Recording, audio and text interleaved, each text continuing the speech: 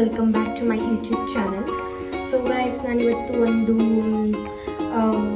Recipe ಜೊತೆ ಬಂದಿದ್ದೀನಿ. ಅದು ಉಪ್ಪಿಟ್ಟು. ಏನಪ್ಪ ಅವಳು ಸಿಂಪಲ್ ಮಾಡ್ತಾ ಇದ್ದಾಳೆ ಅಂತ ಅನ್ಕೋಬೇಡಿ. ಲೈಕ್ ಇದು ಸ್ವಲ್ಪ ಬ್ಯಾಚುಲರ್ಸ್ಗೂ ಹೆಲ್ಪ್ ಆಗಲಿ ಅನ್ನೋ ಕಾರಣಕ್ಕೆ ನಾನು ಇದನ್ನು ಸ್ವಲ್ಪ ಸ್ಮಾಲ್ ಇದರಲ್ಲೇ ಹೋಗ್ತಾ ಇದ್ದೀನಿ.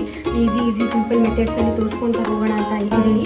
ಈಗ ರೆಸಿಪಿನ ಸ್ಟಾರ್ಟ್ ಮಾಡೋಕ್ಕಿಂತ ಮುಂಚೆ ಯಾರೆಲ್ಲ ನನ್ನ ಚಾನಲ್ನ ಸಬ್ಸ್ಕ್ರೈಬ್ ಮಾಡಿಲ್ಲ, ಪ್ಲೀಸ್ ದಯವಿಟ್ಟು ನನ್ನ ಚಾನಲ್ ಸಬ್ಸ್ಕ್ರೈಬ್ ಮಾಡಿ ಹಾಗೂ ಬೆಲ್ಲೈಕನ್ನ ಕ್ಲಿಕ್ ಮಾಡಿ ಹಾಗೂ ವಿಡಿಯೋನ ಕೊನೆವರೆಗೂ ನೋಡಿ. ಉಪ್ಪಿಟ್ಟು ರೆಸಿಪಿನ ಮಾಡೋಣ ಇವತ್ತು. ಬಿಸಿಯಾಗಿ ತಿನ್ನೋಣ.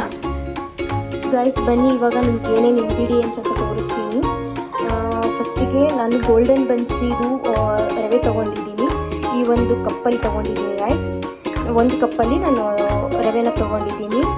ಹಾಗೆ ಉದ್ದಿನಬೇಳೆ ಮತ್ತು ಕಡಲೆಬೇಳೆ, ಒಂದು ಬೀನ್ಸ್, 2 ಬೀನ್ಸ್ ಸಾಕು ಇದಕ್ಕೆ, ಬಟ್ ನಾನು 3 ತೊಗೊಂಡಿದ್ದೀನಿ. ಮತ್ತು ಒಂದು ಕ್ಯಾರೆಟ್, ಟೊಮ್ಯಾಟೊ, ಹಸಿಮೆಣಸಿನ್ಕಾಯಿ, ಆನಿಯನ್, ಕಾಯಿ ತುರಿ, ಮತ್ತು ಉಪ್ಪು, ಮತ್ತು ಎಣ್ಣೆ, ಮತ್ತು ನೀರು.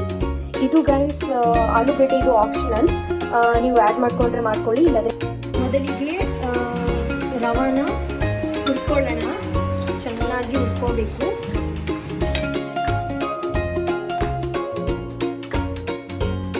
ಇವಾಗ ಫ್ಲೇಮ್ನ ಆಫ್ ಮಾಡೋಣ. 5 to 6 minutes ನಾವು ಹುರಿದಿದ್ದೀವಿ. ಇವಾಗ ಆಫ್ ಮಾಡ್ಕೊಂಡು ಪ್ಲೇಟಲ್ಲಿ ಸರ್ವ್ ಮಾಡ್ಕೊಳ್ಳೋಣ. ಒಂದು ಕಡೆ ಇಟ್ಬಿಡೋಣ. ಇದು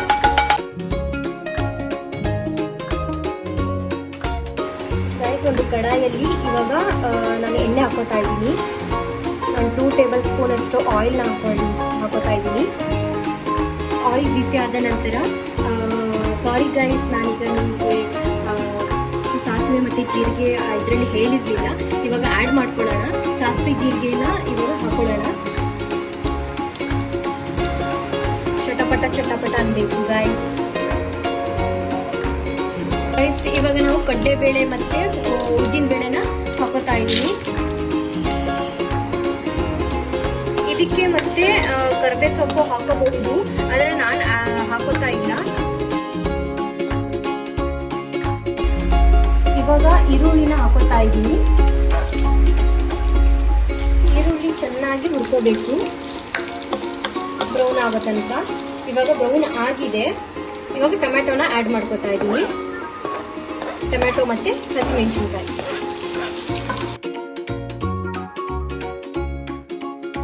ಈಗ ಬೀನ್ಸ್ ಮತ್ತು ಕ್ಯಾರೆಟ್ನ ಸೇರಿಸ್ಕೋತಾ ಇದ್ದೀನಿ.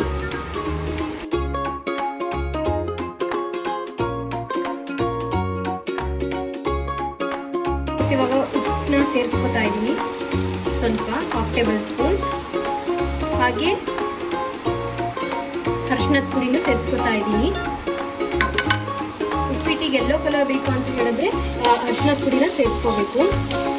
ಮಿಕ್ಸ್ ಮಾಡೋಣ ಈಗ. ಇವಾಗ 1 ಕಪ್ ರವೆಗೆ ಇವಾಗ 2 ಕಪ್ ವಾಟರ್ ಹಾಕೋತಾ ಇದ್ದೀವಿ.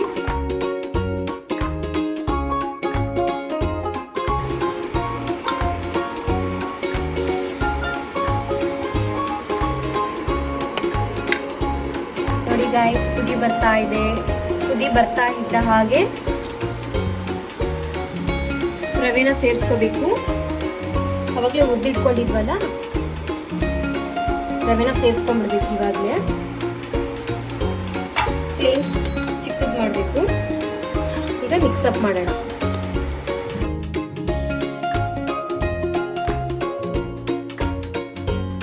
ಬೆಂದಿದ್ದಾಗಿದೆ.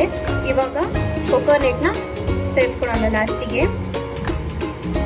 ಫ್ಲೇಮ್ನ ಆಫ್ ಮಾಡಿದ್ರು ಮಾಡಿ ಪರವಾಗಿಲ್ಲ. ನೋಡಿ, ಈಗ ಉಪ್ಪಿಟ್ಟು ರೆಡಿ ಆಗಿದೆ. ಈಗ ಪ್ಲೇಟಿಗೆ ಹಾಕೊಂಡು ತಿನ್ನೋದೆ. ಇದೇ ಚಿಕ್ಕ ಮಕ್ಕಳಿಗೆ ನೀವು ಉಪ್ಪಿಟ್ಟು ಅವರು ಯಾರು ಇಷ್ಟಪಡಲ್ಲ, ಇದೇ ರೀತಿ ಮಾಡಿಕೊಡಿ, ಅವರಿಗೆ ತುಂಬಾನೇ ಇಷ್ಟಪಡ್ತಾರೆ. ಇವಾಗ ಪ್ಲೇಟ್ಗೆ ಸರ್ವ್ ಮಾಡ್ಕೊಳ್ಳೋಣ.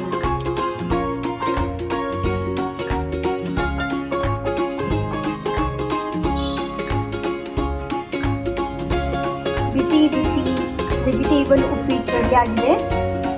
ಇವಾಗ ಏನೇ ಇದ್ರೂ ತಿನ್ನೋದು ಇವಾಗ.